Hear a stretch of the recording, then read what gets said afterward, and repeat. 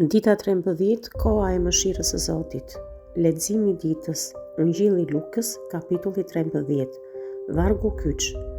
Por unë po ju them, nëse nuk pendoheni, të gjithë do të vdisni në të njëjtën mënyrë. Mësues, lere edhe këtë vit, që të punoj për rreth ti dhe ti hedh pleh, dhe po dha fryt mirë, përndryshe pastaj do ta presësh. Shpjegimi. Jezusi përdor 2 tragjedi dhe më pas parabolën e fikut Jordashës për të bërë një pikë thelbësore. Mos bëni gabim duke menduar se fatkeqësitë u ndodhin vetëm mëkatarëve më të këqij. Paralajmërimi është për të gjithë ne.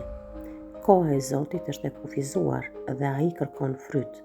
Fiku i thatë që tregon individin, Izraelin, meriton të pritet, por kopshtari, Jezusi, ndorhyn, duke kërkuar më shumë kohë dhe duke ofruar kujdes shtesë, plehërim, për t'i dhënë pemës një mundësi të fundit. Kjo është një thirrje urgjente për të shfrytëzuar kohën e hirit të tij dhe për të sjellë fryt të vërtet pendimi. Lutu me mua. Lutja e reflektimit për ditën 13.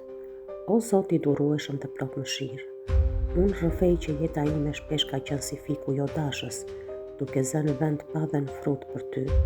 Të lutem më fal për çdo hipokrizi ose vetë kënaqësi. Faleminderit që ti ke ndërhyrë për mua dhe më ke dhënë një shans të dytë.